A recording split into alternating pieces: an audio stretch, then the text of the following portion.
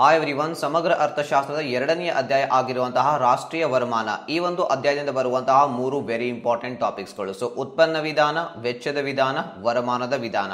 So ಈ ಮೂರು ವಿಧಾನಗಳಲ್ಲಿ ವೆಚ್ಚದ ವಿಧಾನದಿಂದ ನೇರವಾಗಿ 6 ಅಂಕದ ಪ್ರಶ್ನೆಯನ್ನ ಕೇಳ್ತಾರೆ. ಅಂಡ್ ಈ ಮೂರು ವಿಧಾನಗಳನ್ನ ಸೇರಿಸಿ ಒಂದು 6 ಅಂಕದ ಪ್ರಶ್ನೆಯನ್ನ ಕೇಳ್ತಾರೆ ನಿಮ್ಮ ಎಕ್ಸಾಮ್ ನಲ್ಲಿ. ಅದು ಮಿಡ್ ಟರ್ಮ್ ಎಕ್ಸಾಮ್ ಆಗಿರಬಹುದು, ಅದು ನಿಮ್ಮ ಆನ್ಯುವಲ್ ಎಕ್ಸಾಮ್ ಆಗಿರಬಹುದು, ಇವನ್ ನಿಮ್ಮ ಪ್ರಿಪರೇಟರಿ ಎಕ್ಸಾಮ್ ಕೂಡ ಆಗಿರಬಹುದು. ಸೊ ಹಾಗಾದ್ರೆ ಉತ್ಪನ್ನ ವಿಧಾನ, ವರಮಾನದ ವಿಧಾನ ಇಲ್ಲಿ ತರ ನೇರವಾಗಿ 6 ಅಂಕದ ಪ್ರಶ್ನೆ ಕೇಳೋದಿಲ್ವಾ? ಎಸ್, ಇಲ್ಲಿ 6 ಅಂಕದ ಪ್ರಶ್ನೆ ಕೇಳೋದಿಲ್ಲ, ಬಟ್ 2 ಅಂಕದ ಪ್ರಶ್ನೆಗಳನ್ನ, 1 ಅಂಕದ ಪ್ರಶ್ನೆಗಳನ್ನ ಡೆಫಿನೆಟ್ಲಿ ಈ ಒಂದು ಟಾಪಿಕ್ಸ್ ಗಳಿಂದ ಕೇಳ್ತಾರೆ. ಸೊ ಬನ್ನಿ ಹಾಗಾದ್ರೆ ಸ್ಟಾರ್ಟ್ ಮಾಡೋಣ. ಸೊ ಇಲ್ಲಿ ನೀವು ನೋಡಬಹುದು, ನೇರವಾಗಿ ಈ ರೀತಿ 6 ಅಂಕದ ಪ್ರಶ್ನೆ ಕೇಳ್ತಾರೆ. 3 ಟಾಪಿಕ್ಸ್ ಅನ್ನ ಸೇರಿಸಿ ಜಿಡಿಪಿಯನ್ನು ಲೆಕ್ಕಾಚಾರ ಮಾಡುವ ಎಲ್ಲಾ ವಿಧಾನಗಳು ಒಂದೇ ಉತ್ತರವನ್ನ ನೀಡುತ್ತವೆ ಎಂಬುದನ್ನು ತೋರಿಸುವ ಒಂದು ಸಂಖ್ಯಾತ್ಮಕ ಉದಾಹರಣೆಯನ್ನ ವಿವರಿಸಿ ಅಂತ ಕೇಳ್ತಾ ಇದ್ದಾರೆ. 6 ಅಂಕದ ಪ್ರಶ್ನೆ. ಸೊ ಈ ಒಂದು ಕ್ವಶನ್ಗೆ ನೀವು ಆನ್ಸರ್ ಮಾಡಲಿಕ್ಕೆ ಸಾಧ್ಯ ಆಗಬೇಕಂದ್ರೆ 3 ಟಾಪಿಕ್ಸ್ ಗಳನ್ನ ಕಲಿಬೇಕಾಗುತ್ತೆ. ಯಾಕಂದ್ರೆ ಕೆಲವೊಂದು ಸ್ಟೂಡೆಂಟ್ಸ್ ಏನ್ ಮಾಡ್ತಾರೆ, ವೆಚ್ಚದ ವಿಧಾನದಿಂದ 6 ಅಂಕದ ಪ್ರಶ್ನೆ ಕೇಳ್ತಾರೆ ಅಂತ ಹೇಳಿ ಕೇವಲ ವೆಚ್ಚದ ವಿಧಾನವನ್ನ ಸ್ಟಡಿ ಮಾಡ್ತಾರೆ, 2 ವಿಧಾನಗಳನ್ನ ಇಗ್ನೋರ್ ಮಾಡ್ತಾರೆ. ಸೊ ಅದು ಇಗ್ನೋರ್ ಮಾಡಬೇಡಿ, ಅದರ ಮೇಲೆ ಕೂಡ 6 ಅಂಕದ ಪ್ರಶ್ನೆ ಇರುತ್ತೆ. ಸೊ ಬನ್ನಿ ಹಾಗಾದ್ರೆ ಈ ಒಂದು ವಿಡಿಯೋನ ಸ್ಟಾರ್ಟ್ ಮಾಡೋಣ. ಅದಕ್ಕಿಂತ ಮುಂಚಿತವಾಗಿ ನಾವು ನಿಮಗಾಗಿ ತಂದಿರುವಂತಹ second PUC free English grammar course ಇವತ್ತೇ ಆಪ್ ಡೌನ್ಲೋಡ್ ಮಾಡ್ಕೊಳ್ಳಿ, ಫ್ರೀ ಆಗಿ ಪಡೆದುಕೊಳ್ಳಿ. ಅಂಡ್ ಇಂಗ್ಲಿಷ್ ನಲ್ಲಿ ಒಳ್ಳೆ ಸ್ಕೋರ್ ಮಾಡಿ. ಇಂಗ್ಲಿಷ್ ಕೋರ್ಸ್ ಅಷ್ಟೇ ಅಲ್ಲ, ಇಲ್ಲಿ ಕೆಲವೊಂದು ನೋಟ್ಸ್ ಕೂಡ ಇವೆ, ಇಂಗ್ಲಿಷ್ ನ ಸಮರೀಸ್ ಕೂಡ ಫ್ರೀ ಆಗಿ ನಾವು ನಮ್ಮ ಆಪ್ ನಲ್ಲಿ ಪ್ರೊವೈಡ್ ಮಾಡ್ತಾ ಇದೀವಿ. ಸೊ ಇವತ್ತೇ ಆಪ್ ಅನ್ನ ಡೌನ್ಲೋಡ್ ಮಾಡ್ಕೊಳ್ಳಿ, ಲಿಂಕ್ ನಾನು ಡಿಸ್ಕ್ರಿಪ್ಷನ್ ಬಾಕ್ಸ್ ಅಲ್ಲಿ ನಿಮಗೆ ಕೆಳಗಡೆ ಕೊಟ್ಟಿರ್ತೀನಿ. ಸೊ ಬನ್ನಿ ಈಗ ಸ್ಟಾರ್ಟ್ ಮಾಡೋಣ. And second PUC micro economics, macro economics ಗೆ ಸಂಬಂಧಿಸಿದಂತಹ ಯಾವುದೇ ಟಾಪಿಕ್ ಮೇಲೆ ನಿಮಗೆ ಕ್ಲಾಸಸ್ಗಳು, ವಿಡಿಯೋಸ್ಗಳು ಬೇಕಂದ್ರೆ ಅದು ನಮ್ಮ ಯೂಟ್ಯೂಬ್ ಚಾನಲ್ ನಲ್ಲಿ ಅವೈಲೇಬಲ್ ಇದೆ. ಸೊ ಅದನ್ನು ನೀವು ಹೋಗಿ ನೋಡಬಹುದು. ಸೊ ಇಲ್ಲಿ ನಾವು ಒಂದು ದೇಶದ ರಾಷ್ಟ್ರೀಯ ವರಮಾನವನ್ನ ಲೆಕ್ಕಾಚಾರ ಮಾಡಲಿಕ್ಕೆ 3 ವಿಧಾನಗಳನ್ನ ಬಳಸ್ತೀವಿ. ಎಷ್ಟು ವಿಧಾನಗಳು? 3 ವಿಧಾನಗಳನ್ನ. ಮೊದಲನೇದಾಗಿ ಉತ್ಪನ್ನ ವಿಧಾನ, ಎರಡನೇದಾಗಿ ವೆಚ್ಚದ ವಿಧಾನ, ಅಂಡ್ ಮೂರನೇದಾಗಿ ವರಮಾನದ ವಿಧಾನ. ಸೊ ಇಲ್ಲಿ ಉತ್ಪನ್ನದ ವಿಧಾನ ಅಥವಾ ಮೌಲ್ಯವರ್ಧಿತ ವಿಧಾನ ಅಂದ್ರೆ ಏನು? ಸೊ ಈ ಹೆಸರೇ ಸೂಚಿಸ್ತಾ ಇದೆ, ಉತ್ಪನ್ನ ವಿಧಾನ ಅಂದ್ರೆ ನಾವಿಲ್ಲಿ ಉತ್ಪನ್ನ ಮತ್ತು ಸೇವೆಗಳು, ಸರಕು ಮತ್ತು ಸೇವೆಗಳ ಬೆಲೆಗಳನ್ನ ಪರಿಗಣಿಸುವುದರ ಮೂಲಕ ಅಥವಾ ಅದನ್ನ ಲೆಕ್ಕಾಚಾರ ಮಾಡೋದರ ಮೂಲಕ ಆ ದೇಶದ ರಾಷ್ಟ್ರೀಯ ವರಮಾನವನ್ನು ಲೆಕ್ಕಾಚಾರ ಮಾಡ್ತೀವಿ. ಸೊ ಆ ವಿಧಾನಕ್ಕೆ ನಾವು ಉತ್ಪನ್ನ ವಿಧಾನ ಅಥವಾ ಮೌಲ್ಯವರ್ಧಿತ ವಿಧಾನ ಅಂತ ಕರಿತೀವಿ. ಸೊ ಈ ರೀತಿ 2 ಅಂಕಕ್ಕೆ ಪ್ರಶ್ನೆ ಕೇಳಿದ್ರೆ ನೀವು ಬರಿಬೇಕಾಗುತ್ತೆ, ಒಂದು ರಾಷ್ಟ್ರದಲ್ಲಿ ಒಂದು ವರ್ಷದಲ್ಲಿ ಉತ್ಪಾದನೆಯಾದಂತಹ ಎಲ್ಲ ಸರಕು ಮತ್ತು ಸೇವೆಗಳ ಅಂತಿಮ ಮಾರುಕಟ್ಟೆ ಮೌಲ್ಯ, ಅಂದ್ರೆ ಅದು ಮಾರುಕಟ್ಟೆಯಲ್ಲಿ ಯಾವ ಬೆಲೆಯಲ್ಲಿ ಮಾರಾಟ ಆಗ್ತಾ ಇದೆ ಆ ಒಂದು ಮೌಲ್ಯವನ್ನು ನಾವು ಇಲ್ಲಿ ಪರಿಗಣನೆಗೆ ತೆಗೆದುಕೊಂಡು ರಾಷ್ಟ್ರೀಯ ವರಮಾನವನ್ನ ಲೆಕ್ಕಾಚಾರ ಮಾಡ್ತೀವಿ. ಅಂಡ್ ಈ ವಿಧಾನದಲ್ಲಿ, ಅಂದ್ರೆ ಉತ್ಪನ್ನದ ವಿಧಾನದಲ್ಲಿ 2 ವಿಧಾನಗಳು ಇವೆ. ಸೊ ಮೊದಲನೇದಾಗಿ ಬರುತ್ತೆ ಅಂತಿಮ ಸರಕುಗಳ ವಿಧಾನ, ಅಂಡ್ ಎರಡನೇದಾಗಿ ಬರುತ್ತೆ ಮೌಲ್ಯವರ್ಧಿತ ವಿಧಾನ. ಸೊ ಹಾಗಾದ್ರೆ ಅಂತಿಮ ಸರಕುಗಳ ವಿಧಾನ ಅಂದ್ರೆ ಏನು? ಸೊ ಇಲ್ಲಿ ಹೆಸರೇ ಸೂಚಿಸ್ತಾ ಇದೆ ಅಂತಿಮ ಸರಕುಗಳು. ಅಂತಿಮ ಸರಕುಗಳು ಅಂದ್ರೆ ಏನು, ಮಧ್ಯಂತರ ಸರಕುಗಳು ಅಂದ್ರೆ ಏನು, ಅದು ನಿಮ್ಗೆ ಈಗಾಗಲೇ ಗೊತ್ತಿದೆ.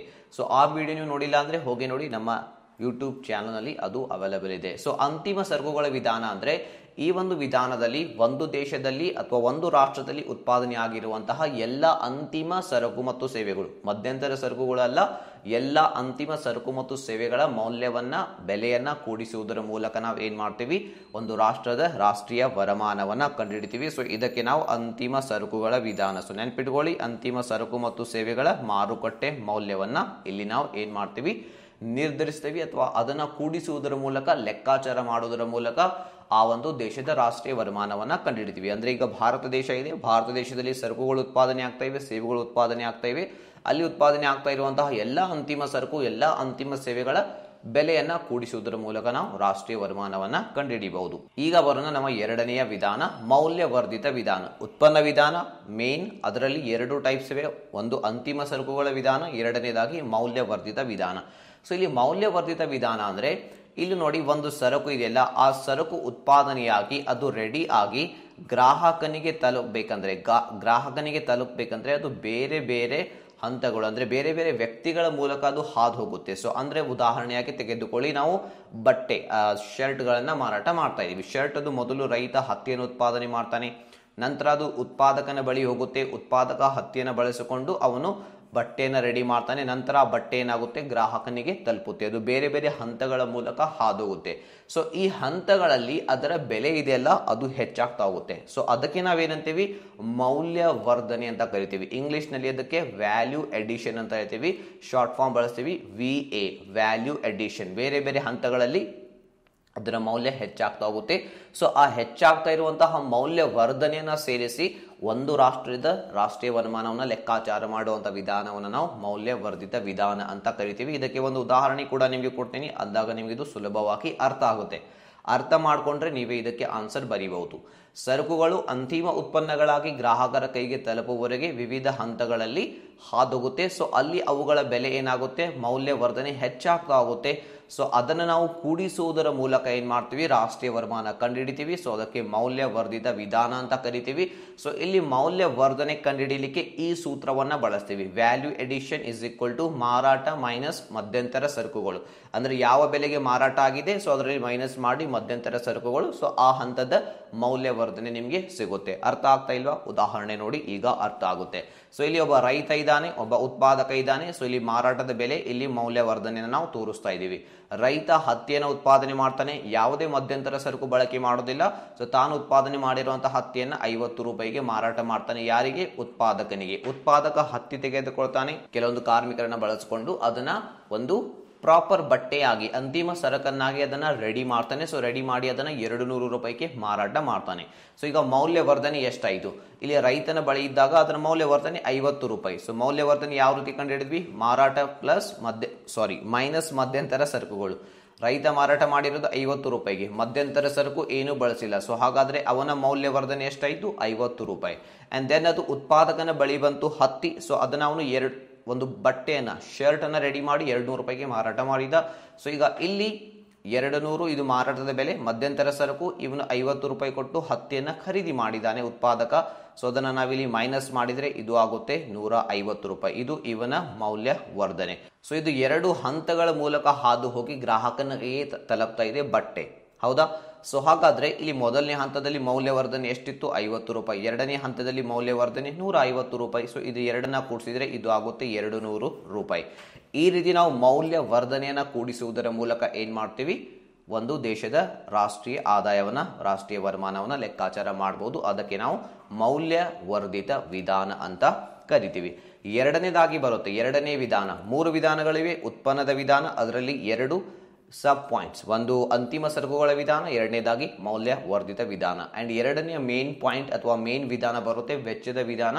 ಇದರ ಮೇಲೆ 6 ಅಂಕದ ಪ್ರಶ್ನೆಯನ್ನ ಈ ರೀತಿ ಕೇಳ್ತಾರೆ. ಜಿಡಿಪಿಯನ್ನ ಮಾಪನ ಮಾಡುವ ವೆಚ್ಚದ ವಿಧಾನವನ್ನು ಸಂಕ್ಷಿಪ್ತವಾಗಿ ವಿವರಿಸಿ 6 ಅಂಕದ ಪ್ರಶ್ನೆ. ಸೊ ವೆಚ್ಚದ ವಿಧಾನದಲ್ಲಿ ಏನ್ ಮಾಡ್ತೀವಿ? ವೆಚ್ಚದ ವಿಧಾನದಲ್ಲಿ ಒಂದು ದೇಶದಲ್ಲಿ ಆಗ್ತಾ ಇರುವಂತಹ ಎಲ್ಲ ಅಂತಿಮ ವೆಚ್ಚಗಳನ್ನ ಸೇರಿಸಿಕೊಂಡು ಆ ದೇಶದ ರಾಷ್ಟ್ರೀಯ ವರಮಾನವನ್ನ ಕಂಡುಹಿಡಿತೀವಿ. ಅಂದ್ರೆ ವೆಚ್ಚವನ್ನ ಯಾರು ಮಾಡ್ತಾರೆ? ನೀವು, ನಾನು, ಅಂದ್ರೆ ನಾವು ಕುಟುಂಬಗಳು ವೆಚ್ಚವನ್ನ ಮಾಡ್ತವೆ.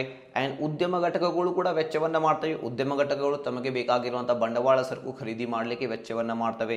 ಸರ್ಕಾರ ಖರ್ಚನ್ನ ಮಾಡುತ್ತೆ. ಅಂಡ್ ಒಂದು ಕಂಪನಿ ತಾನು ಉತ್ಪಾದನೆ ಮಾಡಿರುವಂತಹ ಸರಕುಗಳನ್ನ ವಿದೇಶಗಳಲ್ಲಿ ಕೂಡ ಮಾರಾಟ ಮಾಡುತ್ತೆ. ಅಂದ್ರೆ ವಿದೇಶಿಯರು ಖರ್ಚು ಮಾಡ್ತಾ ಇದ್ದಾರೆ, ಅದು ನಮ್ಮ ದೇಶಕ್ಕೆ ಬರ್ತಾ ಇದೆ. ಅವೆಲ್ಲವನ್ನ ಕೂಡಿಸಿ ನಾವೇನ್ ಮಾಡ್ತೀವಿ? ರಾಷ್ಟ್ರೀಯ ವರಮಾನವನ್ನು ಲೆಕ್ಕಾಚಾರ ಮಾಡ್ತೀವಿ. ಸೊ ಆ ವಿಧಾನಕ್ಕೆ ನಾವು ವೆಚ್ಚದ ವಿಧಾನ ಅಂತ ಕರಿತೀವಿ. ಒಂದು ದೇಶದ ಒಳಗೆ ಒಂದು ವರ್ಷದಲ್ಲಿ ಉತ್ಪಾದನೆಯಾದ ಎಲ್ಲ ಅಂತಿಮ ಸರಕು ಮತ್ತು ಸೇವೆಗಳ ಹಣರೂಪಿ ಮೌಲ್ಯವನ್ನ ರಾಷ್ಟ್ರೀಯ ಆದಾಯ ಅಂತ ಕರಿತೀವಿ. ಇದು ವೆಚ್ಚದ ವಿಧಾನ ಅಂದ್ರೇನು, ಅದರ ಮೀನಿಂಗ್ ಅಲ್ಲ. ಇದು ರಾಷ್ಟ್ರೀಯ ಆದಾಯ ಅಂದ್ರೇನು ಅದನ್ನು ನಾವು ಪ್ರಾರಂಭದಲ್ಲೇ ಕಲ್ತಿದ್ದೀವಿ. ಒಂದು ದೇಶದ ಒಳಗಡೆ ಅಂದ್ರೆ ಇದು ಭಾರತ ಅಂತ ಅನ್ಕೊಳ್ಳಿ, ರೈಟ್? ಸರಿಯಾಗಿ ತೆಗಿಲಿಕ್ಕೆ ಬರೋದಿಲ್ಲ. ಸೊ ಜಸ್ಟ್ ನಾನೊಂದು ಬಾಕ್ಸ್ ತೆಗಿತಾ ಇದ್ದೀನಿ. ರಾಷ್ಟ್ರೀಯ ಆದಾಯ ಅಂದ್ರೆ ಒಂದು ದೇಶದ ಒಳಗಡೆ ಒಂದು ವರ್ಷದಲ್ಲಿ ಉತ್ಪಾದನೆಯಾದ ಎಲ್ಲ ಅಂತಿಮ ಸರಕುಗಳು, ಇದು ಭಾರತ ಅಂತ ಅನ್ಕೊಳ್ಳಿ. ಈ ಭಾರತದಲ್ಲಿ ಉತ್ಪಾದನೆ ಆಗಿರುವಂತಹ ಎಲ್ಲ ಅಂತಿಮ ಸರಕು ಮತ್ತು ಸೇವೆಗಳ ಹಣರೂಪಿ ಮೌಲ್ಯ ಕೂಡಿಸಿದ್ರೆ ನಮಗೆ ಈಗ ರಾಷ್ಟ್ರೀಯ ಆದಾಯ ದೊರೆಯುತ್ತೆ. ಸೊ ವೆಚ್ಚದ ವಿಧಾನದಲ್ಲಿ ಯಾವ ರೀತಿ ಅದನ್ನ ಕಂಡುಹಿಡಿತೀವಿ? ವೆಚ್ಚದ ವಿಧಾನದಲ್ಲಿ ಏನ್ ಮಾಡ್ತೀವಿ? ಆ ವರ್ಷದಲ್ಲಿ ಆಗಿರುವಂತಹ, ಆ ದೇಶದಲ್ಲಿ ಆ ವರ್ಷದಲ್ಲಿ ಆಗಿರುವಂತಹ ಎಲ್ಲ ಖರ್ಚುಗಳನ್ನ, ವೆಚ್ಚಗಳನ್ನ ಕೂಡಿಸುವುದರ ಮೂಲಕ ನಾವೇನ್ ಮಾಡ್ತೀವಿ? ರಾಷ್ಟ್ರೀಯ ಆದಾಯವನ್ನ ಕಂಡು ಹಿಡಿತೀವಿ. ಸೊ ಈಗ ವೆಚ್ಚದ ವಿಧಾನದಲ್ಲಿ ರಾಷ್ಟ್ರೀಯ ವರಮಾನವನ್ನು ಲೆಕ್ಕಾಚಾರ ಮಾಡುವಾಗ 4 ವೆರಿ ಇಂಪಾರ್ಟೆಂಟ್ ಪಾಯಿಂಟ್ಸ್ ಇವೆ. ಆ ಪಾಯಿಂಟ್ಸ್ ಗಳನ್ನ ಗಮನದಲ್ಲಿ ಇಟ್ಕೋಬೇಕಾಗುತ್ತೆ. ಮೊದಲನೇದಾಗಿ ಉದ್ಯಮ ಘಟಕ, ಅಂದ್ರೆ ಒಂದು ಕಂಪನಿ ಇದೆ, ಆ ಕಂಪನಿ ಉತ್ಪಾದನೆ ಮಾಡಿರುವಂತಹ ಎಲ್ಲ ಅಂತಿಮ ಸರಕು ಮತ್ತು ಸೇವೆಗಳನ್ನ, ಅಂತಿಮ ಸರಕು ಮತ್ತು ಸೇವೆಗಳ ಮೇಲೆ ಮಾಡಿದಂತಹ ವೆಚ್ಚವನ್ನು ನಾವು ಅನುಭೋಗ ವೆಚ್ಚ ಅಂತ ಕರಿತೀವಿ. ಇದನ್ನ ನಾವು CI ನಿಂದ ಸೂಚಿಸ್ತೀವಿ. ಅಂದ್ರೆ ಸಿ ಅಂದ್ರೆ ಕನ್ಸಂಪ್ಷನ್ ಅಂತ ಅರ್ಥ. ಸೊ ಈ ಒಂದು ವೆಚ್ಚವನ್ನ ಕುಟುಂಬಗಳು ಮಾಡ್ತವೆ. ಅಂದ್ರೆ ಒಂದು ಉದ್ಯಮ ಘಟಕ, ಒಂದು ಕಂಪನಿ ಉತ್ಪಾದನೆ ಮಾಡಿರುವಂತಹ ಸರಕು ಮತ್ತು ಸೇವೆಗಳನ್ನು ನಾವು ಖರೀದಿ ಮಾಡ್ತೀವಿ. ಸೊ ಇದು ವೆಚ್ಚ. ಈಗ ರಾಷ್ಟ್ರೀಯ ವರಮಾನವನ್ನ ನಾವು ಒಂದು ದೇಶದ ವರಮಾನವನ್ನ ವೆಚ್ಚದ ವಿಧಾನದ ಮೂಲಕ ನಾವು ಕಂಡುಹಿಡಿತಾ ಇದ್ರೆ ಈ ವೆಚ್ಚವನ್ನು ನಾವಲ್ಲಿ ಸೇರಿಸ್ಕೊಳ್ತೀವಿ. ನೋಡಿ, ಇದು ಅಂತಿಮ ಅನುಭೋಗ ವೆಚ್ಚ, ಮಧ್ಯಂತರ ಸರಕುಗಳ ಮೇಲೆ ಮಾಡಿರುವಂತಹ ವೆಚ್ಚ ಅಲ್ಲ.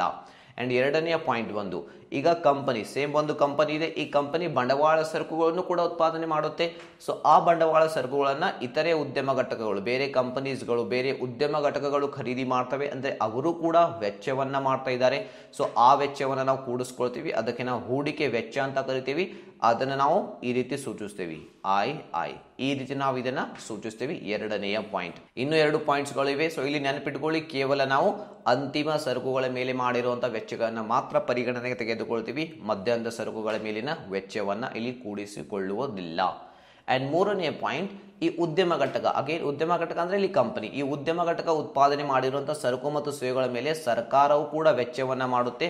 ಆ ವೆಚ್ಚವನ್ನು ಕೂಡ ನಾವಿಲ್ಲಿ ಕೂಡಿಸ್ಕೋಬೇಕು. ಸೊ ಸರ್ಕಾರ ಮಾಡಿರುವಂತಹ ವೆಚ್ಚವನ್ನು ನಾವು GI ನಿಂದ ಸೂಚಿಸ್ತೀವಿ. ಯಾವುದರಿಂದ? GI ನಿಂದ ಸೂಚಿಸ್ತೀವಿ. ಅಂಡ್ ನಾಲ್ಕನೇ ಪಾಯಿಂಟ್, ನಾನು ಈಗಾಗಲೇ ಹೇಳಿದೆ, ಒಂದು ಉದ್ಯಮ ಘಟಕ ಕೇವಲ ಭಾರತದಲ್ಲಿ ಅಷ್ಟೇ ಅಲ್ಲ, ವಿದೇಶದಲ್ಲಿಯೂ ಕೂಡ ತನ್ನ ಸರಕು ಮತ್ತು ಸೇವೆಗಳನ್ನ ಮಾರಾಟ ಮಾಡಬಹುದು. ಸೊ ಅಲ್ಲಿ ವಿದೇಶಿಯರು ಹಣ ಖರ್ಚು ಮಾಡಿ ಆ ಸರಕುಗಳನ್ನು ಖರೀದಿ ಮಾಡ್ತಾರೆ. ಸೊ ಹಾಗಾಗಿ ಇದಕ್ಕೆ ನಾವು ರಫ್ತು ಆದಾಯ ಅಂತ ಕರಿತೀವಿ. ಸೊ ಇದನ್ನು ನಾವು X1 ನಿಂದ ಸೂಚಿಸೋಣ. ಸೊ ಇವೆಲ್ಲ ವೆಚ್ಚಗಳನ್ನು ನಾವು ಕೂಡಿಸಿದಾಗ ನಮಗೆ ವೆಚ್ಚದ ವಿಧಾನದಲ್ಲಿ ಏನ್ ಸಿಗುತ್ತೆ? ಆ ಒಂದು ರಾಷ್ಟ್ರದ ರಾಷ್ಟ್ರೀಯ ಆದಾಯ ಸಿಗುತ್ತೆ. ಸೊ ಹಾಗಾದ್ರೆ ಇಲ್ಲಿ ಐ ಅನ್ನುವಂತಹ ಉದ್ಯಮ ಘಟಕ ಗಳಿಸುವಂತಹ ಆದಾಯ. ಸೊ ಇಲ್ಲಿ ಆದಾಯ ಅನ್ನುವಂಥ ಪದ ಯಾಕೆ ಬರ್ತಾ ಇದೆ ಅಂದ್ರೆ, ಇಲ್ಲಿ ನೋಡಿ, ಒಬ್ಬ ವ್ಯಕ್ತಿ ಮಾಡಿರುವಂತಹ ಖರ್ಚು ಇದೆಯಲ್ಲ, ಆ ವ್ಯಕ್ತಿಗೆ ಖರ್ಚು, ಕಂಪನಿಗೆ ಅದು ಏನು? ಕಂಪನಿಗೆ ಅದು ಆದಾಯ. ಹೌದಾ? ರೈಟ್. ನೀವು ಖರ್ಚು ಮಾಡ್ತಾ ಇದ್ದೀರಿ, ನಾನು ಕಂಪನಿ ಅಂತ ಅನ್ಕೊಳ್ಳಿ, ನನಗೆ ಹಣ ಕೊಟ್ರೆ ನಿಮಗದು ಖರ್ಚು, ನನಗದು ಆದಾಯ. ಸೊ ಹಾಗಾಗಿ ಇಲ್ಲಿ ಕಂಪನಿಯ ಆದಾಯ ಅಂತ ಕೂಡ ನಾವು ಅದನ್ನ ಹೇಳ್ಬಹುದು, ಆ ಖರ್ಚನ್ನ. ಸೊ ಹಾಗಾದ್ರೆ ಐ ಅನ್ನುವಂತಹ ಉದ್ಯಮ ಘಟಕ ಗಳಿಸುವಂತಹ ಆದಾಯವನ್ನು ನಾವು ಈ ರೀತಿ ತೋರಿಸಬಹುದು. RV1 ಈಸ್ ಈಕ್ವಲ್ ಟು, ಅಂದ್ರೆ RV ಅಂದ್ರೆ ರೆವೆನ್ಯೂ. ಸೊ ಐ ಅನ್ನುವಂತಹ ಉದ್ಯಮ ಘಟಕದ ಆದಾಯ ಏನಾಗುತ್ತೆ ಅಂದ್ರೆ, ಐ ಅನ್ನುವಂತಹ ಉದ್ಯಮ ಘಟಕ ಪಡೆದ ಅಂತಿಮ ಅನುಭೋಗ ವೆಚ್ಚ, ಹೂಡಿಕೆ ವೆಚ್ಚ, ಸರ್ಕಾರದ ವೆಚ್ಚ, ರಫ್ತು ವೆಚ್ಚ. ಅಂತಿಮ ಅನುಭೋಗ ವೆಚ್ಚವನ್ನ ಕುಟುಂಬಗಳು ಮಾಡ್ತವೆ, ಹೂಡಿಕೆ ವೆಚ್ಚವನ್ನ ಉದ್ಯಮ ಘಟಕಗಳು ಮಾಡ್ತವೆ, ಸರ್ಕಾರದ ವೆಚ್ಚ ಅಂದ್ರೆ ಸರ್ಕಾರ ಮಾಡುತ್ತೆ, ರಫ್ತು ವೆಚ್ಚ ಅಂದ್ರೆ ವಿದೇಶಿಯರು ಸರಕುಗಳನ್ನು ಖರೀದಿ ಮಾಡಿದಾಗ ಅವರು ವೆಚ್ಚವನ್ನ ಮಾಡ್ತಾರೆ. ಸೊ ಅದನ್ನ ನಾವು ಶಾರ್ಟ್ ಆಗಿ ಈ ರೀತಿ ಕೂಡ ಬರೀಬಹುದು. RV1 is equal to C ಅಂದ್ರೆ ಕನ್ಸಂಪ್ಷನ್ ಕಾಸ್ಟ್, I ಅಂದ್ರೆ ಇನ್ವೆಸ್ಟ್ಮೆಂಟ್ ಕಾಸ್ಟ್, G ಅಂದ್ರೆ ಸರ್ಕಾರ ಮಾಡುವಂತ ವೆಚ್ಚ, X-M ಯಾಕೆ ಇಲ್ಲಿ ಬಳಸಿದೀವಿ ಅಂದ್ರೆ, ಇಲ್ಲಿ ನಾವು ರಫ್ತು ನಿವ್ವಳ ಆದಾಯವನ್ನು ತೆಗೆದುಕೊಳ್ತಾ ಇದೀವಿ. ಅಂದ್ರೆ ನಾವು ಆಮದು ಕೂಡ ಮಾಡ್ಕೊಳ್ತೀವಲ್ಲ, ವಿದೇಶಗಳಿಂದ ಸರಕು ನಾವು ಖರೀದಿ ಮಾಡ್ತೀವಿ. ಸೊ ಆ ಹಣ ಮೈನಸ್ ಮಾಡಿ ಅದರ ನಂತರ ಬಂದಿರುವಂತಹ ಆದಾಯವನ್ನ ಅಥವಾ ವೆಚ್ಚವನ್ನ ಮಾತ್ರ ನಾವಿಲ್ಲಿ ಲೆಕ್ಕಾಚಾರದಲ್ಲಿ ತೆಗೆದುಕೊಳ್ತೀವಿ. ಸೊ ಇಲ್ಲಿ ನಾವು ಏನು ವೆಚ್ಚವನ್ನ ಕೂಡಿಸಿದೇವಲ್ಲ, ಇದು ಐ ಅನ್ನುವಂತಹ ಕೇವಲ ಒಂದು ಉದ್ಯಮ ಘಟಕ ಅಥವಾ ಒಂದು ಕಂಪನಿಯ ವೆಚ್ಚ.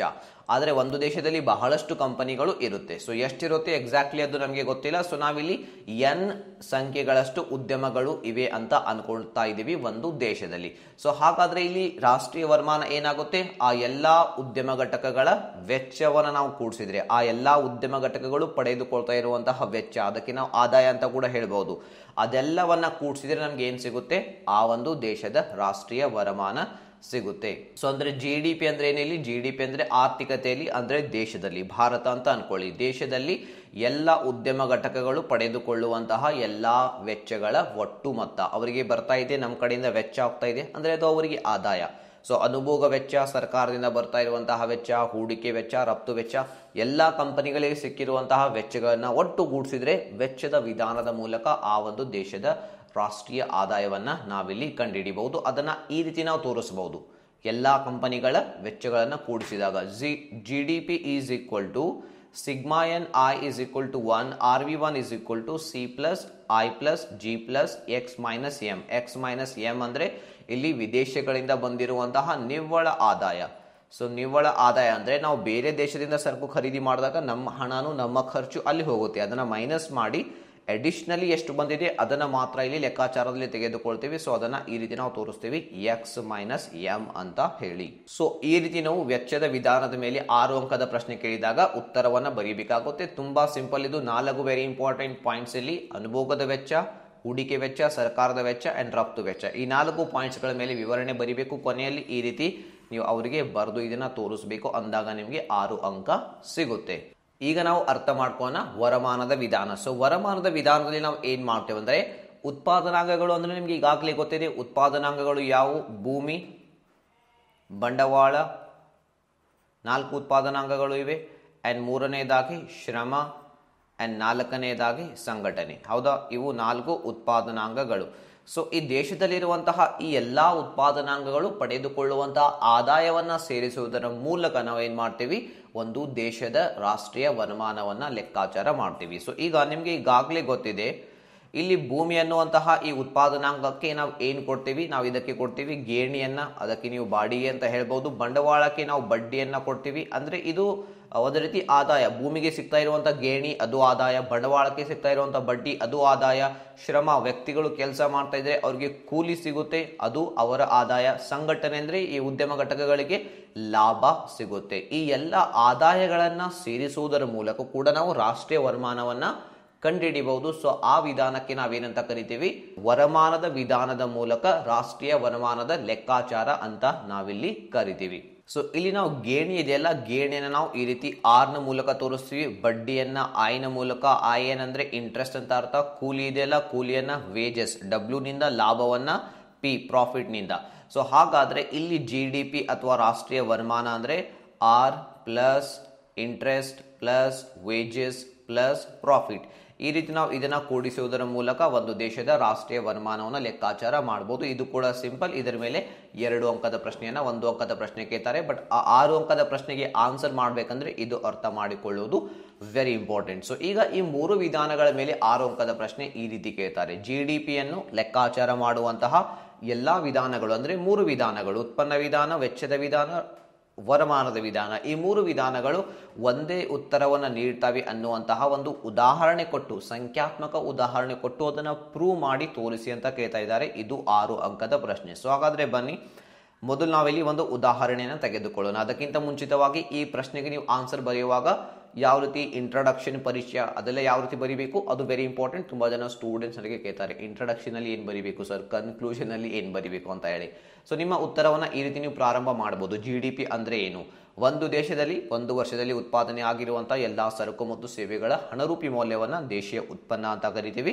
ಇದನ್ನ ನಾವು ಅಳಿಲಿಕ್ಕೆ 3 ವಿಧಾನಗಳನ್ನ ಬಳಸ್ತೀವಿ: ಉತ್ಪನ್ನ ವಿಧಾನ, ವೆಚ್ಚದ ವಿಧಾನ, ವರಮಾನದ ವಿಧಾನ. ಸೊ ಈ 3 ವಿಧಾನಗಳು ಒಂದೇ ಉತ್ತರವನ್ನ ಕೊಡುತ್ತವೆ ಅನ್ನೋದನ್ನ ನಾವೀಗ ಈ ಒಂದು ಉದಾಹರಣೆ ಮೂಲಕ ಅರ್ಥ ಮಾಡಿಕೊಳ್ಳಬಹುದು. ಉದಾಹರಣೆಯನ್ನ ಸರಿಯಾಗಿ ಅರ್ಥ ಮಾಡ್ಕೊಳ್ಳಿ.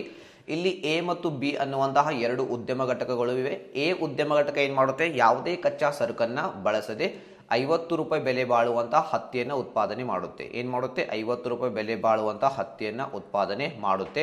ಎ ಉದ್ಯಮ ಘಟಕ ಇದೆಯಲ್ಲ, ಅದು ತನ್ನ ಹತ್ತಿಯನ್ನ ಬಿ ಉದ್ಯಮ ಘಟಕಕ್ಕೆ ಮಾರಾಟ ಮಾಡುತ್ತೆ. ಎಷ್ಟು ಬೆಲೆಗೆ? 50 ರೂಪಾಯಿಗೆ ಮಾರಾಟ ಮಾಡುತ್ತೆ. ಬಿ ಉದ್ಯಮ ಘಟಕ ಇದನ್ನ ಬಳಸಿಕೊಂಡು ಬಟ್ಟೆಯನ್ನ ರೆಡಿ ಮಾಡುತ್ತೆ. ಬಟ್ಟೆಯನ್ನ ತಯಾರಿಸಿ ಅದನ್ನ ಏನ್ ಮಾಡುತ್ತೆ? ಮಾರಾಟ ಮಾಡುತ್ತೆ ಅನುಭೋಗಿಗಳಿಗೆ 200 ರೂಪಾಯಿಗೆ. ಎಷ್ಟು? 200 ರೂಪಾಯಿಗೆ ಅದು ಬಟ್ಟೆಯನ್ನ ಮಾರಾಟ ಮಾಡುತ್ತೆ. ಇನ್ನೊಂದ್ಸಲ ಹೇಳ್ತೀನಿ, ಎಕ್ಸಾಂಪಲ್, ಎ ಮತ್ತು ಬಿ ಅನ್ನುವಂತಹ 2 ಉದ್ಯಮ ಘಟಕಗಳು ಇವೆ. ಎ ಉದ್ಯಮ ಘಟಕ ಯಾವುದೇ ಕಚ್ಚಾ ಸರಕು ಇಲ್ಲದೆ 50 ರೂಪಾಯಿ ಬೆಲೆ ಬಾಳುವಂತಹ ಹತ್ತಿಯನ್ನ ಉತ್ಪಾದನೆ ಮಾಡುತ್ತೆ. ಆ ಹತ್ತಿಯನ್ನ ಬಿ ಉದ್ಯಮ ಘಟಕಕ್ಕೆ ಮಾರಾಟ ಮಾಡುತ್ತೆ. ಬಿ ಉದ್ಯಮ ಘಟಕ ಹತ್ತಿ ಬಳಸಿಕೊಂಡು ಬಟ್ಟೆಯನ್ನ ರೆಡಿ ಮಾಡುತ್ತೆ. ಬಟ್ಟೆಯನ್ನ 200 ರೂಪಾಯಿಗೆ ಗ್ರಾಹಕರಿಗೆ ಮಾರಾಟ ಮಾಡುತ್ತೆ. ಸೊ ಈಗ ನಾವು ಉತ್ಪನ್ನದ ವಿಧಾನದಲ್ಲಿ ರಾಷ್ಟ್ರೀಯ ವರಮಾನವನ್ನ ಲೆಕ್ಕಾಚಾರ ಮಾಡೋಣ. ಉತ್ಪಾದನೆಯ ಹಂತದಲ್ಲಿ ಅಥವಾ ಉತ್ಪನ್ನ ವಿಧಾನದಲ್ಲಿ ರಾಷ್ಟ್ರೀಯ ವರಮಾನ ಯಾವ ರೀತಿ ಲೆಕ್ಕಾಚಾರ ಮಾಡ್ತೀವಿ? 2 ವಿಧಾನ ಇವೆ. ಒಂದು, ಅಂತಿಮ ಸರಕುಗಳ ಬೆಲೆ ತೆಗೆದುಕೊಳ್ತೀವಿ ಅಥವಾ ಮೌಲ್ಯವರ್ಧನೆಯನ್ನ ಕೂಡಿಸ್ತೀವಿ. ಸೊ ನಾವೀಗ ಅಂತಿಮ ಸರಕು ತೆಗೆದುಕೊಂಡ್ರೆ ಈ ಒಂದು ಉದಾಹರಣೆಯಲ್ಲಿ ಅಂತಿಮ ಸರಕು ಯಾವುದು? ಬಟ್ಟೆ. ಹತ್ತಿಯಲ್ಲಿ ಮಧ್ಯಂತರ ಸರಕು ಆಗುತ್ತೆ. ಸೊ ಬಟ್ಟೆ ಇದು ಅಂತಿಮ ಸರಕು. ಇದು ಎಷ್ಟು ಹಣಕ್ಕೆ ಎಷ್ಟು ಬೆಲೆಗೆ ಮಾರಾಟ ಆಗಿದೆ? 200 ರೂಪಾಯಿ. ಸೊ ಹಾಗಾದ್ರೆ ಉತ್ಪನ್ನದ ವಿಧಾನದಲ್ಲಿ ಅದರಲ್ಲಿಯೂ ಕೂಡ ಒಂದು ಅಂತಿಮ ಸರಕುಗಳ ವಿಧಾನದಲ್ಲಿ ಬಂದಾಗ ನಾವು 200 ರೂಪಾಯಿ ಆಯಿತು ರಾಷ್ಟ್ರೀಯ ವರಮಾನ. ತುಂಬಾ ಸಿಂಪಲ್ ಇದೆ ಇದು. ಅಂಡ್ ಎರಡನೇ ವಿಧಾನ, ಇದರಲ್ಲಿ ಮೌಲ್ಯವರ್ಧಿತ ವಿಧಾನ. ಮೌಲ್ಯವರ್ಧನೆಯನ್ನು ಯಾವ ರೀತಿ ಕಂಡುಹಿಡಿತೀವಿ? Value addition is equal to ಮಾರಾಟ ಮೈನಸ್ ಮಧ್ಯಂತರ ಸರಕುಗಳು. ಇಲ್ಲಿ ಎ ಉದ್ಯಮ ಘಟಕದ ಮೌಲ್ಯವರ್ಧನೆ, ಬಿ ಉದ್ಯಮ ಘಟಕದ ಮೌಲ್ಯವರ್ಧನೆ, ಈ 2 ಉದ್ಯಮ ಘಟಕಗಳ ಮೌಲ್ಯವರ್ಧನೆ ಕೂಡಿಸಿದ್ರೆ ನಮಗೆ ಸಿಗುತ್ತೆ ಮೌಲ್ಯವರ್ಧನೆ ವಿಧಾನದಲ್ಲಿ ರಾಷ್ಟ್ರೀಯ ವರಮಾನ. ಸೊ ಹಾಗಾದ್ರೆ ಇಲ್ಲಿ ಎ ಉದ್ಯಮ ಘಟಕದ ಮೌಲ್ಯವರ್ಧನೆ ನೋಡಿ, 50 ರೂಪಾಯಿ ಹತ್ತಿಯನ್ನ ಮಾರಾಟ ಮಾಡಿದ್ದಾರೆ, ಹತ್ತಿಯನ್ನ, ರೈಟ್. ಸೊ ಯಾವುದೇ ಮಧ್ಯಂತರ ಸರಕು ಕಚ್ಚಾ ಸರಕು ಬಳಸಿಲ್ಲ. ಸೊ ಹಾಗಾದ್ರೆ ಅವರ ಮೌಲ್ಯವರ್ಧನೆ 50 ರೂಪಾಯಿ. ಅಂಡ್ ದೆನ್ ಬಿ ಉದ್ಯಮ ಘಟಕ, ಬಿ ಉದ್ಯಮ ಘಟಕ 200 ರೂಪಾಯಿಗೆ ಬಟ್ಟೆಯನ್ನ ಮಾರಾಟ ಮಾಡಿದೆ. ಸೊ ಅದರ ಮಧ್ಯಂತರ ಸರಕು ಹತ್ತಿಯನ್ನ 50 ರೂಪಾಯಿ ಕೊಟ್ಟು ಅವರು ಖರೀದಿ ಮಾಡಿದ್ರು. ಸೊ 200 ಮೈನಸ್ 50 ಎಷ್ಟಾಯ್ತು? 150. ಸೊ 150 ಪ್ಲಸ್ 50 ಕೂಡಿಸಿದ್ರೆ ಅದು ಆಗುತ್ತೆ 200 ರೂಪಾಯಿ. ಸೊ ಈಗ GDP ಅಂದ್ರೆ ಎ ಉದ್ಯಮ ಘಟಕದ ಮೌಲ್ಯವರ್ಧನೆ, ಬಿ ಉದ್ಯಮ ಘಟಕದ ಮೌಲ್ಯವರ್ಧನೆ ಕೂಡಿಸಬೇಕು. ನಮ್ಮ ಉದಾಹರಣೆಯಲ್ಲಿ ನಮ್ಮ ಆರ್ಥಿಕತೆಯಲ್ಲಿ ನಮ್ಮ ದೇಶದಲ್ಲಿ ಎರಡೇ ಉದ್ಯಮ ಘಟಕಗಳು ಇವೆ, ಎ ಮತ್ತು ಬಿ. ಎ ಉದ್ಯಮ ಘಟಕದ ಮೌಲ್ಯವರ್ಧನೆ ಎಷ್ಟಾಯಿತು? 50 ರೂಪಾಯಿ. ಅಂಡ್ ಬಿ ಉದ್ಯಮ ಘಟಕದ ಮೌಲ್ಯವರ್ಧನೆ 150 ರೂಪಾಯಿ. ಇವೆರಡೂ ಕೂಡಿಸಿದ್ರೆ ಇದು ಆಗುತ್ತೆ ಆನ್ಸರ್ 200 ರೂಪಾಯಿ. ಅಂದ್ರೆ ನಾವು ನೋಡಿದ್ವಿ ಅಂತಿಮ ಸರಕುಗಳ ವಿಧಾನದಲ್ಲಿ ಉತ್ತರ 200 ರೂಪಾಯಿ ಸೇಮ್ ಇದೆ, ಮೌಲ್ಯವರ್ಧಿತ ವಿಧಾನದಲ್ಲಿ ಕೂಡ ಆನ್ಸರ್ ಸೇಮ್ ಇದೆ. ಸೊ ಈಗ ನಾವು ಇದನ್ನ ಈ ಒಂದು GDP ಯನ್ನ ಎ ಉದ್ಯಮ ಘಟಕ ಬಿ ಉದ್ಯಮ ಘಟಕಕ್ಕೆ ವಿತರಣೆ ಮಾಡೋಣ ಈ ರೀತಿ ಟೇಬಲ್ ಹಾಕೋದರ ಮೂಲಕ. ಸೊ ಇಲ್ಲಿ ನೋಡಿ ಉದ್ಯಮ ಘಟಕ ಎ, ಇಲ್ಲಿದೆ ಉದ್ಯಮ ಘಟಕ ಬಿ, ಹೌದಾ? ಸೊ ಮಾರಾಟ, ಮಧ್ಯಂತರ, ಅನುಭೋಗ, ಮೌಲ್ಯವರ್ಧನೆ ಅಂತ ಇದೆ. ಸೊ ಎ ಉದ್ಯಮ ಘಟಕ ಏನ್ ಮಾರಾಟ ಮಾಡಿದೆ? ಹತ್ತಿಯನ್ನ 50 ರೂಪಾಯಿಗೆ. ಬಿ ಉದ್ಯಮ ಘಟಕ 200 ರೂಪಾಯಿಗೆ ಶರ್ಟ್ ಮಾರಾಟ ಮಾಡಿದೆ. ಮಧ್ಯಂತರ ಸರಕು ಎ ಉದ್ಯಮ ಘಟಕ ಯಾವುದೇ ಕಚ್ಚಾ ಸರಕು, ಯಾವುದೇ ಮಧ್ಯಂತರ ಸರಕು ಬಳಕೆ ಮಾಡಿಲ್ಲ, ಸೊ ಹಾಗಾಗಿ 0. ಬಿ ಉದ್ಯಮ ಘಟಕ ಹತ್ತಿಯನ್ನ ಖರೀದಿ ಮಾಡಿತ್ತು 50 ರೂಪಾಯಿ ಕೊಟ್ಟು, ಸೊ 50 ರೂಪಾಯಿ ಇಲ್ಲಿದೆ. ಅನುಭೋಗ ಅಂದ್ರೆ ಇವರು ತಮ್ಮ ಸ್ವಂತಕ್ಕಾಗಿ ಎಷ್ಟು ಬಳಸಿದ್ದಾರೆ, ಇಲ್ಲಿ ಏನು ಬಳಸಿಲ್ಲ, ಸೊ ಹಾಗಾಗಿ ಡ್ಯಾಶ್ ಡ್ಯಾಶ್ ಇಟ್ಟಿದ್ದೀವಿ. ಮೌಲ್ಯವರ್ಧನೆ ಎ ಉದ್ಯಮ ಘಟಕದ ಮೌಲ್ಯವರ್ಧನೆ 50 ರೂಪಾಯಿ, ಬಿ ಉದ್ಯಮ ಘಟಕದ ಮೌಲ್ಯವರ್ಧನೆ 150 ರೂಪಾಯಿ. ಇವೆರಡು ಕೂಡಿಸಿದ್ರೆ ನಮಗೆ ಸಿಗುತ್ತೆ ಆ ದೇಶದ ರಾಷ್ಟ್ರೀಯ ವರಮಾನ 200 ರೂಪಾಯಿ. ಸಿಂಪಲ್ ಇದೆಯಲ್ಲ. ಈಗ ಬರೋಣ ವೆಚ್ಚದ ವಿಧಾನ. ವೆಚ್ಚದ ವಿಧಾನದಲ್ಲಿ ನಾವು ಯಾವ ರೀತಿ ದೇಶದ ವರಮಾನವನ್ನ ಕಂಡುಹಿಡಿತೀವಿ? ಸೊ ಆ ದೇಶದಲ್ಲಿ ಆಗಿರುವಂತಹ ಅಂತಿಮ ಸರಕುಗಳ ಮೇಲಿನ ವೆಚ್ಚ. ಸೊ ಇಲ್ಲಿ ಅಂತಿಮ ಸರಕು ಯಾವುದು? ನಮ್ಮ ಉದಾಹರಣೆಯಲ್ಲಿ ಬಟ್ಟೆ. ಸೊ ಬಟ್ಟೆ ಮೇಲೆ ಯಾರು ಖರ್ಚು ಮಾಡ್ತಾ ಇದ್ದಾರೆ? ಅನುಭೋಗಿ ಎಷ್ಟು ಖರ್ಚು ಮಾಡಿದ್ದಾನೆ? 200 ರೂಪಾಯಿ ಕೊಟ್ಟು ಅದನ್ನ ಖರೀದಿ ಮಾಡಿದ್ದಾನೆ. ಸೊ ಆನ್ಸರ್ ಇಲ್ಲಿ ಏನಾಗುತ್ತೆ? 200 ರೂಪಾಯಿ. ಸೊ ಹಾಗಾದ್ರೆ ಇಲ್ಲಿ 200 ರೂಪಾಯಿ ಅನ್ನೋದು ಕರೆಕ್ಟ್ ಆನ್ಸರ್ ಆಗುತ್ತೆ. GDP ಇಸ್ ಈಕ್ವಲ್ ಟು ಅಂತಿಮ ಬಳಕೆಯ ಸರಕು ಮತ್ತು ಸೇವೆಗಳ ಮೇಲಿನ ವೆಚ್ಚಗಳು. ಬಟ್ಟೆಯಲ್ಲಿ ಅಂತಿಮ ಸರಕು, ಅದರ ಮೇಲೆ ಅನುಭೋಗಿ ಖರ್ಚು ಮಾಡಿದ್ದಾನೆ 200 ರೂಪಾಯಿ. ಸೊ ಹಾಗಾಗಿ GDP ಈಸ್ ಈಕ್ವಲ್ ಟು 200 ರೂಪಾಯಿ ವೆಚ್ಚದ ವಿಧಾನದ ಪ್ರಕಾರ. ಅಂಡ್ ಮೂರನೇ ವಿಧಾನ ಆದಾಯದ ವಿಧಾನ ಅಥವಾ ವರಮಾನದ ವಿಧಾನ ಅಂತ ಕರಿತೀವಿ. ಸೊ ಆದಾಯದ ವಿಧಾನದಲ್ಲಿ ಏನ್ ಮಾಡ್ತೀವಿ? ಉತ್ಪಾದನಾಂಗಗಳು ಪಡೆದುಕೊಂಡಿರುವಂತಹ ಆದಾಯವನ್ನ ಸೇರಿಸ್ತೀವಿ. ಸೊ ಇಲ್ಲಿ 2 ಉತ್ಪಾದನಾಂಗಗಳು ಇವೆ, ನೀವು ನೋಡಿದ್ರೆ ಸರಿಯಾಗಿ. ಒಂದು ಶ್ರಮ, ಆದ್ರೆ ಹತ್ತಿ ಉತ್ಪಾದನೆ ಮಾಡಲಿಕ್ಕೆ, ಬಟ್ಟೆ ರೆಡಿ ಮಾಡಲಿಕ್ಕೆ ಶ್ರಮ ಬಳಸಿಕೊಂಡಿದ್ದಾರೆ. ಎರಡನೇದಾಗಿ ಸಂಘಟನೆ ಅಂದ್ರೆ ಆ ಉದ್ಯಮ ಘಟಕಗಳು ಅವು ಲಾಭವನ್ನ ಗಳಿಸಿವೆ. ಸೊ ಈ 2 ಉತ್ಪಾದನಾಂಗಗಳು ಪಡೆದುಕೊಂಡಿರುವಂತಹ ಆದಾಯವನ್ನ ಕೂಡಿಸಿದ್ರೆ ನಮ್ಗೆ ಏನ್ ಸಿಗುತ್ತೆ? ರಾಷ್ಟ್ರೀಯ ವರಮಾನ ಇಲ್ಲಿ ಸಿಗುತ್ತೆ, ಹೌದಾ? ಸೊ ಹಾಗಾದ್ರೆ ಬನ್ನಿ ಅದನ್ನ ನಾವೀಗ ನೋಡ್ತಾ ಹೋಗೋಣ. ಸೊ ಇಲ್ಲಿ ಎ ಉದ್ಯಮ ಘಟಕ ಏನ್ ಮಾಡುತ್ತೆ? ಅದು 50 ರೂಪಾಯಿ ಏನ್ ಹಣ ಗಳಿಸುತ್ತಲ್ಲ ಆದಾಯವನ್ನ, ಸೊ ಅದರಲ್ಲಿ 20 ರೂಪಾಯಿಯನ್ನ ಕೂಲಿ, ಕೆಲಸಗಾರರಿಗೆ ಕೂಲಿಯಾಗಿ ಕೊಡುತ್ತೆ. ಹತ್ತಿ ಉತ್ಪಾದನೆ ಮಾಡಲಿಕ್ಕೆ ಕಾರ್ಮಿಕರು ಬೇಕು, ಸೊ ಅವರಿಗೆ 20 ರೂಪಾಯಿ ಸ್ಯಾಲರಿಯನ್ನ ಕೊಡ್ತಾ ಇದೆ. ಉಳಿದಿರುವಂತಹ 30 ರೂಪಾಯಿಯನ್ನ ಆ ಎ ಉದ್ಯಮ ಘಟಕ ಲಾಭವಾಗಿ ಇಟ್ಟುಕೊಳ್ಳುತ್ತೆ. ಅಂಡ್ ಬಿ ಉದ್ಯಮ ಘಟಕ ಎಷ್ಟು ಗಳಿಸಿದೆ? 150 ರೂಪಾಯಿ. 200 ರೂಪಾಯಿಗೆ ಶರ್ಟ್ ಮಾರಾಟ ಮಾಡಿದ್ದಾರೆ, ಆದರೆ 50 ರೂಪಾಯಿ ಹತ್ತಿ ಇದೆಯಲ್ಲ ಅದರ ಬೆಲೆ ಅವರು ಕೊಡಬೇಕು ಎ ಉದ್ಯಮ ಘಟಕಕ್ಕೆ. ಸೊ 150 ರೂಪಾಯಿ ಅವರ ಆದಾಯ. ಅದರಲ್ಲಿ 60 ರೂಪಾಯಿಯನ್ನ ಅವರು ಕೆಲಸ ಮಾಡಿರುವಂತಹ ಕಾರ್ಮಿಕರಿಗೆ ಕೂಲಿಯಾಗಿ ಕೊಟ್ಟಿದ್ದಾರೆ. ಉಳಿದಿರುವಂತಹ 90 ರೂಪಾಯಿಯನ್ನ ಲಾಭವಾಗಿ ತಮ್ಮ ಕಡೆ ಇಟ್ಟುಕೊಂಡಿದ್ದಾರೆ. ಸೊ ಈಗ ಇದನ್ನ ನಾವು ಕೂಡಿಸೋಣ, ನಮಗೆ ಆದಾಯದ ವಿಧಾನದ ಮೂಲಕ ಕೂಡ ರಾಷ್ಟ್ರೀಯ ವರಮಾನ ಸಿಗುತ್ತೆ. ಎ ಉದ್ಯಮ ಘಟಕ, ಬಿ ಉದ್ಯಮ ಘಟಕ. ಸೊ ಎ ಉದ್ಯಮ ಘಟಕ ಕೂಲಿ ಎಷ್ಟು ಕೊಟ್ಟಿದೆ? 20 ರೂಪಾಯಿ. ಲಾಭ ಎಷ್ಟು ಇಟ್ಕೊಂಡಿದೆ? 30 ರೂಪಾಯಿ. ಬಿ ಉದ್ಯಮ ಘಟಕ ಕೂಲಿ ಕೊಟ್ಟಿದೆ 60 ರೂಪಾಯಿ, ಸೊ ಲಾಭ 90 ರೂಪಾಯಿ. ಸೊ ಹಾಗಾದ್ರೆ 60 ಪ್ಲಸ್ 90 150 ರೂಪಾಯಿ. ಅಂಡ್ ಇದು 20 ಪ್ಲಸ್ 30 50 ರೂಪಾಯಿ. ಸೊ ಇವೆರಡು ಕೂಡಿಸಿದ್ರೆ ಏನಾಗುತ್ತೆ? 200 ರೂಪಾಯಿ. ಸಿಂಪಲ್. ಉತ್ಪನ್ನದ ವಿಧಾನದಲ್ಲಿ ಲೆಕ್ಕಾಚಾರ ಮಾಡಿದ್ವಿ, ರಾಷ್ಟ್ರೀಯ ವರಮಾನ ಎಷ್ಟು ಬಂತು? 200 ರೂಪಾಯಿ. ರಾಷ್ಟ್ರೀಯ ವರಮಾನ ಅಂದ್ರೆ GDP. ವೆಚ್ಚದ ವಿಧಾನದಲ್ಲಿ GDP ಎಷ್ಟು ಬಂತು? 200 ರೂಪಾಯಿ. ಅಂಡ್ ಆದಾಯದ ವಿಧಾನದಲ್ಲಿ GDP ಎಷ್ಟು ಬಂತು? 200 ರೂಪಾಯಿ. ಸಿಂಪಲ್. ಮೌಲ್ಯವರ್ಧನೆ ವಿಧಾನದ ಮೂಲಕ ಕೂಡ ಲೆಕ್ಕಾಚಾರ ಮಾಡಿದ್ವಿ, ಸೇಮ್ ಆನ್ಸರ್ ಬಂತು. ಅಂಡ್ ಎರಡನೇದಾಗಿ ವೆಚ್ಚದ ವಿಧಾನದಲ್ಲಿ ಅನುಭೋಗಿ ಮಾಡಿರುವಂತಹ ಅಂತಿಮ ವೆಚ್ಚ 200 ರೂಪಾಯಿ. ಸೊ ಅದು ಆಯಿತು ನಮ್ಮ GDP. ಆದಾಯದ ವಿಧಾನದಲ್ಲಿ ಉತ್ಪಾದನಾಂಗಗಳು ಪಡೆದಿರುವಂತಹ ಆದಾಯ. ಕೂಲಿ ಯಾರಿಗೆ ಸಿಗ್ತಾ ಇದೆ? ಕಾರ್ಮಿಕರಿಗೆ. ಲಾಭ ಸಂಘಟನೆಗೆ ಅಂದ್ರೆ ಉದ್ಯಮ ಘಟಕಕ್ಕೆ. ಈ 2 ಉತ್ಪಾದನಾಂಗಗಳು ಪಡೆದುಕೊಂಡಿರುವಂತಹ ಆದಾಯವನ್ನ ನಾವು ಕೂಡಿಸಿದ್ರೆ ನಮಗೆ ಸಿಗ್ತಾ ಇದೆ 200 ರೂಪಾಯಿ ಉತ್ತರ. ಸೊ ಇದು ಆಗುತ್ತೆ ಆ ಒಂದು ದೇಶದ ರಾಷ್ಟ್ರೀಯ ವರಮಾನ. ಸೊ ಈ ಟೇಬಲ್ ನ ವಿವರಣೆಯನ್ನು ನೀವು ಈ ರೀತಿ ಕೂಡ ಬರೀಬಹುದು. ಇಲ್ಲಿ ನಮ್ಮ ಆದಾಯದ ವಿಧಾನದಲ್ಲಿ GDP ಅಂದ್ರೆ ಉತ್ಪಾದನಾಂಗಗಳ ಆದಾಯದ ಒಟ್ಟು ಮೊತ್ತ. ಸೊ ಇಲ್ಲಿ GDP ಅಂದ್ರೆ ಕೂಲಿ ಪ್ಲಸ್ ಲಾಭ, ಇವೆರಡನ್ನು ನಾವು ಕೂಡಿಸಬೇಕು. ಸೊ ಕೂಲಿ 80 ರೂಪಾಯಿ. ಸೊ ಇಲ್ಲಿ ನೋಡಿ 20 ಪ್ಲಸ್ 60 ಕೂಲಿ ಎಷ್ಟಾಯ್ತು? 80 ರೂಪಾಯಿ. ಲಾಭ ಎಷ್ಟಾಯ್ತು? ಲಾಭ 30 ಪ್ಲಸ್ 50 120 ರೂಪಾಯಿ. ಸೊ ಇವೆರಡು ಕೂಡಿಸಿದ್ರೆ ಆನ್ಸರ್ ಬರ್ತಾ ಇದೆ 200 ರೂಪಾಯಿ. ಇದು GDP. ಈ ರೀತಿ ನೀವು ಇದರ ವಿವರಣೆಯನ್ನ ಕೂಡ ಬರಿಬೇಕಾಗುತ್ತೆ, ರೈಟ್? ಸೊ ಈ ಕ್ವಶನ್ ನೋಡಿ ಕೇಳುವಂತಹ ಸಾಧ್ಯತೆ ತುಂಬಾ ಹೆಚ್ಚಿದೆ. 6 ಅಂಕಕ್ಕೆ ಕೇಳುವಂತಹ ಫ್ರೀಕ್ವೆಂಟ್ ಆಗಿ ಕೇಳುವಂತಹ ಪ್ರಶ್ನೆ. ನೀವು ಇದನ್ನ ಒಂದೆರಡು ಸಲ ಪ್ರಾಕ್ಟೀಸ್ ಮಾಡಲಿಲ್ಲ ಅಂದ್ರೆ 6ಕ್ಕೆ 6 ಅಂಕ ಸಿಗುವ ಹಾಗೆ ಉತ್ತರ ಬರೀಲಿಕ್ಕೆ ನಿಮ್ಮಿಂದ ಸಾಧ್ಯ ಆಗೋದಿಲ್ಲ. ಇದರ ಗ್ಯಾರಂಟಿ ನಾನು ಕೊಡ್ತಾ ಇದ್ದೀನಿ. ಸೊ ಒಂದೆರಡು ಸಲ ಪ್ರಾಕ್ಟೀಸ್ ಮಾಡಿ. ರಿವಿಷನ್ಗಾಗಿ ಇದರ ನೋಟ್ಸ್ ನಾನು ನಿಮಗೆ ನಮ್ಮ ಟೆಲಿಗ್ರಾಮ್ ಚಾನಲ್ನಲ್ಲಿ ಪ್ರೊವೈಡ್ ಮಾಡಿರ್ತೀನಿ. ಇವತ್ತೇ ನಮ್ಮ ಟೆಲಿಗ್ರಾಮ್ ಚಾನಲ್ನ ಜಾಯ್ನ್ ಆಗಿ, ಲಿಂಕ್ ಕೆಳಗಡೆ ಕೊಟ್ಟಿರ್ತೀನಿ, ಅಲ್ಲಿಂದ ಜಾಯ್ನ್ ಆಗ್ಬೋದು. ಈ ನೋಟ್ಸನ್ನು ಡೌನ್ಲೋಡ್ ಮಾಡ್ಕೊಂಡು ರಿವೈಸ್ ಮಾಡಿ ಆ್ಯಂಡ್ ಪ್ರಾಕ್ಟೀಸ್ ಮಾಡಿ. ಆ್ಯಂಡ್ ವಿಡಿಯೋನ ಕೊನೆವರೆಗೆ ನೋಡಿದ್ದಕ್ಕಾಗಿ ನಿಮ್ಮೆಲ್ಲರಿಗೂ ಧನ್ಯವಾದಗಳು. And always aim for 100 in economics. And thank you once again, and I will see you in the next video.